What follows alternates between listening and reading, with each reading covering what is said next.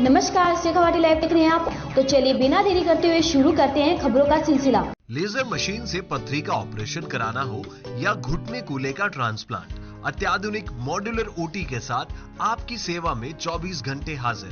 सेहत का सच्चा साथी डू किया हॉस्पिटल, गणपति नगर, मंडावा रोड, झुंझुनू। बस में खलासी बन छिपा था 50,000 का इनामी, झुंझुनू पुलिस ने दबोचा। कैमरी की ढाणी गैंगवार में 2 मौतें, रेकी करने वाला आरोपी भी गिरफ्तार। झुंझुनू में जमीन विवाद ने ले ली 2 जिंदगियां, 2 कुख्यात गैंग आमने सामने, गोलियों की गूंज, खून से सना खेत और अब पुलिस की बड़ी कार्रवाई। मामला है गोठरा थाना क्षेत्र के कैमरे की ढाणी खिरोड़ का, जहां श्रवण भारद्वासी गैंग 1657 और रविंद्र कटेवा गैंग 0056 के बीच जमीन विवाद को लेकर पुरानी रंजिश चल रही थी। 12 दिसंबर 2025 को यह विवाद खूनी गैंगवार में बदल गया। पहली वारदात में रविंद्र कटेवा गैंग के सदस्य सुनील सुंडा को घर के बाहर गोली मारी गई। इलाज के दौरान उसकी मौत हो गई। इसके बाद बदमाशों का पीछा हुआ और जवाबी फायरिंग में श्रवण भारद्वासी गैंग का सक्रिय सदस्य हिस्ट्री शीटर कृष्णकांत उर्फ गोलू स्वामी खेतों में गोली मारकर हत्या कर दी गई। अब बात पुलिस की सबसे बड़ी कामयाबी की। इस केस में 50,000 रुपए का इनामी रविंद्र कटेवा गैंग का सक्रिय सदस्य हिस्ट्री शीटर शुभकरण बाजिया को गिरफ्तार किया गया है। शुभकरण बाजिया आगरा से लखनऊ एक्सप्रेस पर एक बस में खलासी बनकर छिपा था और नेपाल फरार होने की फिराक में था, लेकिन झुंझुनू पुलिस ने उसे लखनऊ के पास से धर दबोचा। दूसरी अहम गिरफ्तारी है आसिफ खान की। आसिफ खान कई दिनों से हिस्ट्री शीटर रविंद्र कटेवा की रेकी कर रहा था और शूटरों को हर मूवमेंट की जानकारी दे रहा था।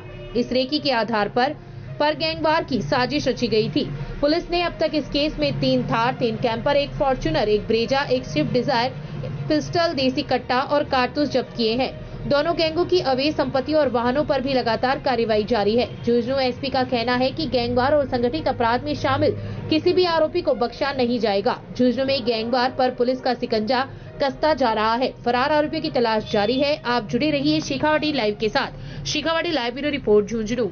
जो घटनाक्रम हुआ था 12 तारीख की सुबह, उसमें 2 महत्वपूर्ण प्रोग्रेस हुए हैं। एक जो सुनील सुंडा हत्याकांड हुई थी, उसमें जो सरवन भदवासी था, उसने जिसके थ्रू इन चारों बदमाशों को हायर किया था, वो जो कड़ी है जिसने पिंटू और राजू को सरवन भदवासी से मिलवाया था, सुपारी की डीलिंग करवाई थी और पैसों का ट्रांसफर लेन देन करवाया था, वो बदमाश हमने आशिफ खान को गिरफ्तार कर लिया है, जो कि पूरा सूत्रधार था और सारा उसका मेन चारों को मिलवा कर और ये मर्डर करवाने का प्लान किया था।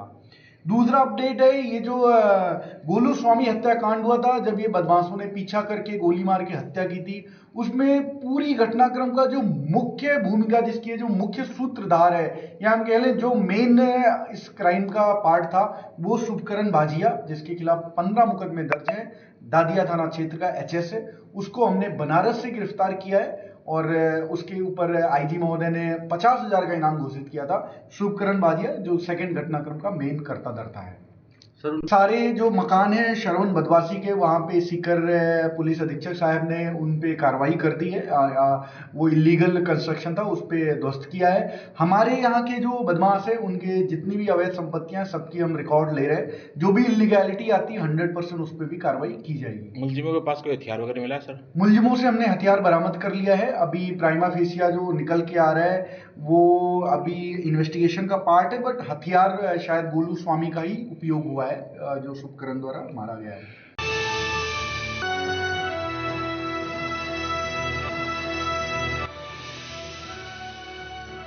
ये है शेखावाटी लाइव, धड़कन शेखावाटी की।